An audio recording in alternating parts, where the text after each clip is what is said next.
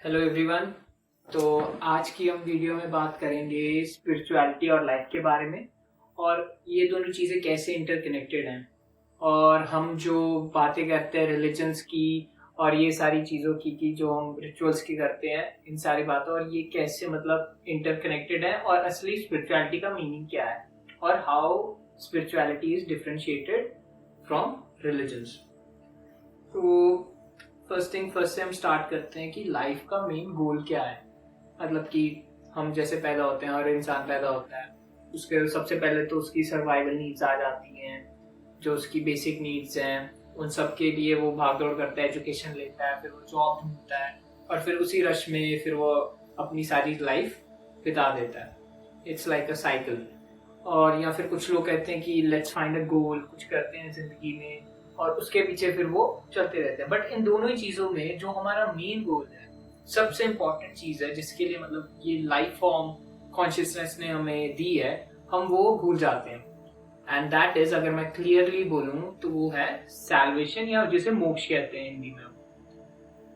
तो इसके रिगार्डिंग हम चलते कैसे हैं। हर एक कंट्री में या हर एक कल्चर ने अपने अपने एक तरह से रिलीजन्स बन रखी है। अलग अलग रिलीजन्स हैं हमारे इस प्लैनेट पे, और हम उनके थ्रू कोशिश करते हैं कि हम सैल्वेशन या हमें शांति मिले। Like there is Buddhism, Sikhism, Islam, Christianity, Hinduism. There are so many religions, और हर एक रिलीजन की अपनी अपनी अप्रोचेज हैं।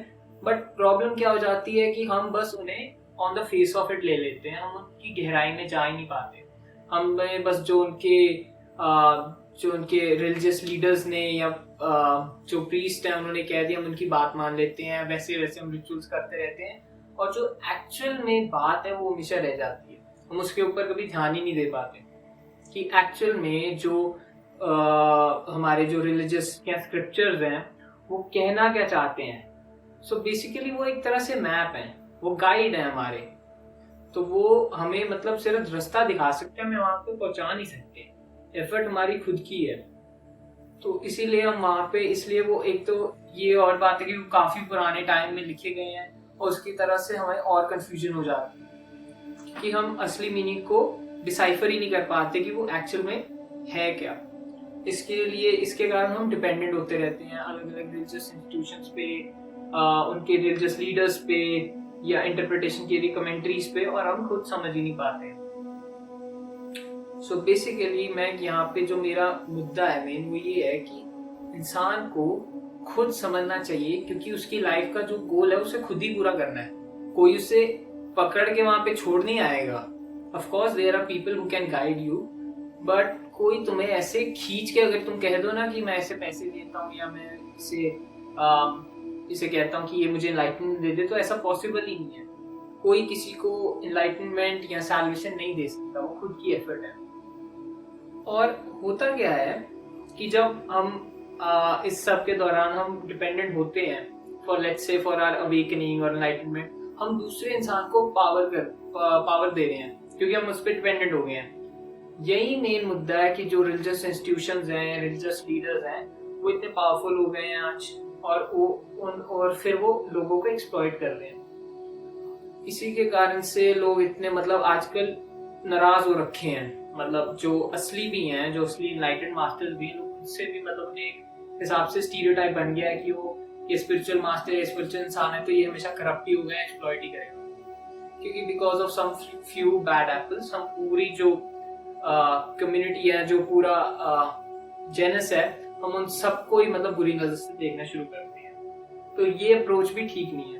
हमें खुद अपने माइंड का यूज करना होगा, हमें देखना होगा हमें, और वो कब हमें समझ आएगा जब हम खुद अपने मतलब कि बिना दूसरे पे डिपेंडेंट हुए हम खुद समझेंगे, जानेंगे कि एक्चुअल में कहना क्या चाहते हैं वो रिलीजियस स्क्रिप्चर्स या जो भी होली बुक्स हैं हमारी। तो चलिए हम एग्जांपल लेते हैं। For example Upanishads. जो उपनिषद्स हैं वो बेसिक कोड हैं, it's like a basic constitution. जो उपनिषद्स हैं वो कॉन्स्टिट्यूशंस हैं, और जो बाकी रिलीजियस बुक्स हैं दे आर लाइक एक्ट्स। जब तक आप कॉन्स्टिट्यूशन ही नहीं समझोगे, जो बेसिक कोर है, आप बाकियों की जो रिलीजियस बुक्स हैं या जो एक्ट्स हैं उनकी इंटरप्रिटेशन ही नहीं कर पाओगे, समझ ही नहीं पाओगे वो कहना क्या चाहते हैं। तो इसलिए जो भी अगर कोई स्टार्ट कर रहा है स्पिरिचुअल जर्नी को, तो मैं उसे हमेशा रिकमेंड करता हूँ कि उपनिषद के जरूर पढ़े, क्योंकि उपनिषद जो है वो बिल्कुल भी एलिगरी यूज नहीं करते, वो फालतू की बात नहीं करते। उनका मेन एक ही मुद्दा है, वो रियलिटी को टच करते हैं और रियलिटी की बात करते हैं। वो जैसे कॉन्शियसनेस की, या जैसे हम हिंदी में पार ब्रह्म कहते हैं या चैतन्य कहते हैं, ब्रह्मन, पार ब्रह्मन, ईश्वर, भगवान जिसे हम कहते हैं, वो उसकी बात करते हैं। The formless, ineffable, ever abiding, the eternal one basically. और उसमें ये फालतू के रिचुअलिस्टिक और ये जो कॉन्सेप्चुअल्स हैं ये इतने नहीं आते हैं। जो मेन मुद्दा है उसी के ऊपर हम जाते हैं। However there are approaches, paths हैं। फॉर एग्जांपल जनना का पाथ है, जिसे हम मतलब ज्ञान मार्ग कहते हैं या पाथ ऑफ नॉलेज कहते हैं। भक्ति का पाथ है, या फिर कर्म योगा, जो कि इन दोनों के साथ कनेक्शन में आता है। तो इन सब चीजों पे भी हम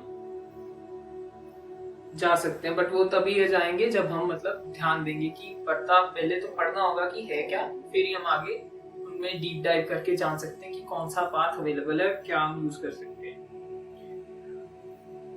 और आगे अगर मैं बात करूं कि असली स्पिरिचुअलिटी होती क्या है, तो उसका तो मेन अर्थ यही है कि भैया खुद को ढूंढ लो, वही स्पिरिचुअलिटी है। और ये जो मंत्र तंत्र है, ये जो हम करते हैं पूजा पाठ, इन सब का मतलब कर क्यों रहे हैं, मेन मुद्दा क्या है? आत्म शांति के लिए, मोक्ष के लिए।